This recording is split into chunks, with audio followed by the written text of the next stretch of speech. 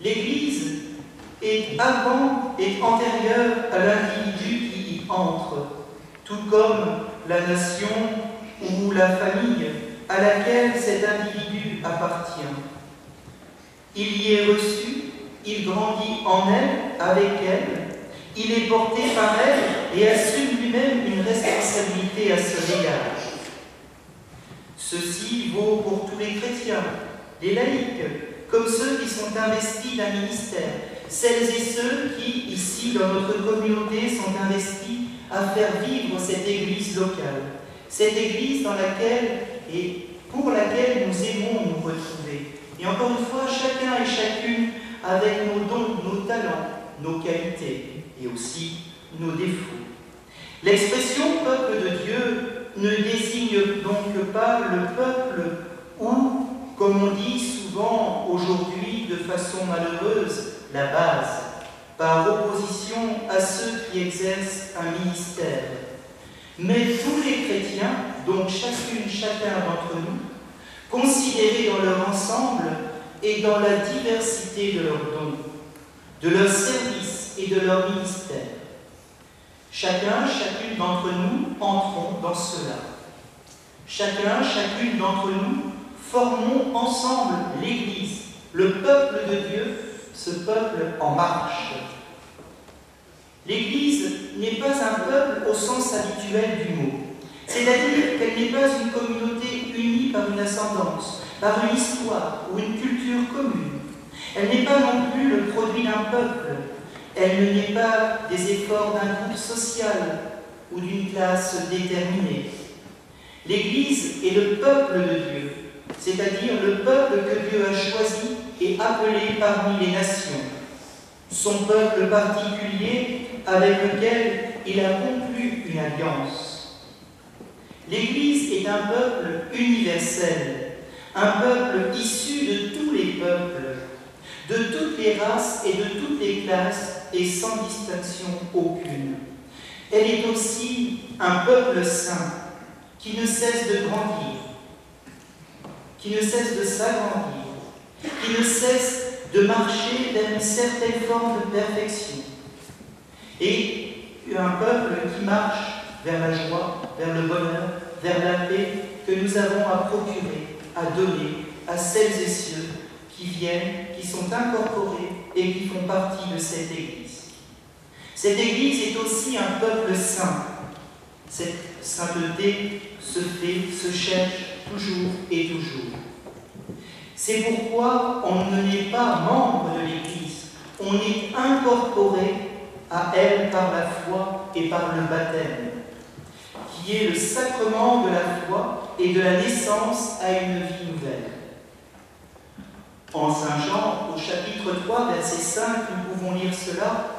En vérité, je te le dis, si un homme naît de l'eau et de l'esprit, il ne peut entrer dans le royaume de Dieu.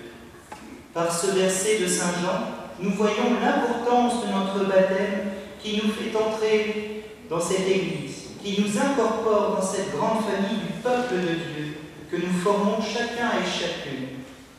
Tous et toutes avons notre place dans ce peuple. Quand le peuple de Dieu se rassemble, ce n'est pas comme dans une assemblée politique pour débattre et décider à propos d'affaires d'intérêt commun. C'est pour écouter ce que Dieu a décidé, déclaré et accompli, et pour lui rendre grâce de sa miséricorde et du salut qu'il nous donne à chacun et chacune, et ce sans aucune différence. L'Église est la communion des croyants qui se rassemblent en tant que communauté cultuelle pour remercier Dieu et célébrer son œuvre. N'est-ce pas ce que nous faisons ce soir? N'est-ce pas ce que nous faisons tous les jours durant la mission, en commençant notre journée par la prière des psaumes, par l'office des laudes, qui est suivi ensuite de l'Eucharistie?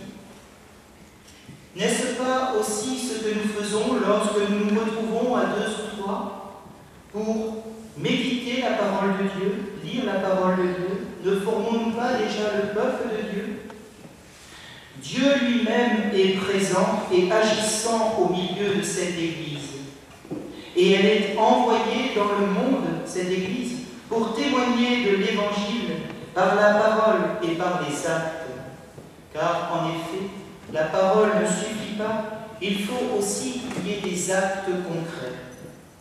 Chacun, chacune d'entre nous savons que les actes sont importants, les paroles aussi, mais l'action est aussi importante. Le peuple de Dieu vivant a besoin d'être vu par celles et ceux qui y sont incorporés à ce peuple.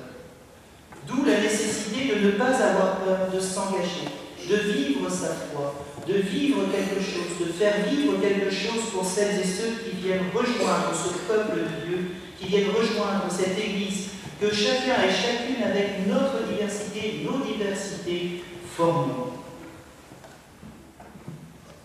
La promesse fondamentale que Dieu fait à son peuple dans l'Ancienne Alliance est la suivante. Pour vous, je serai Dieu, et pour moi, vous serez le peuple. Cette promesse relie l'Église, peuple de Dieu, de l'Alliance nouvelle et éternelle, à Israël, peuple de Dieu, à l'Ancienne Alliance. Et l'apôtre Paul a longuement traité de cette relation entre l'Ancien et le nouveau peuple de Dieu. Dans la Nouvelle Alliance, le peuple de Dieu comprend donc des hommes de tous les peuples et de toutes les races. Il n'y a plus ni juif, ni grec, il n'y a plus ni esclave, ni homme libre. Il n'y a plus l'homme et la femme, car tous, vous ne faites qu'un en Jésus-Christ. L'Église n'est liée à aucune forme particulière de culture, ni à aucun système politique, économique ou social. Elle est ouverte à tous les peuples, à toutes les cultures, à toutes les races et à toutes les classes sociales. Elle peut dès lors être un signe et un moyen d'unité et de paix pour l'humanité tout entière. Alors, frères et sœurs, mettons-nous en marche avec notre diversité et construisons du mieux que nous le pouvons l'Église, corps du Christ, elle qui nous rassemble et qui nous permet de se connaître et d'apprendre à s'aimer et de répandre cet amour au nom du Seigneur. Laissons le Seigneur, frères et sœurs, venir nous guérir de nos infirmités pour que notre cœur apprenne à découvrir Jésus et que nous soyons et devenons des disciples qui appellent et qui soient appelants. Amen.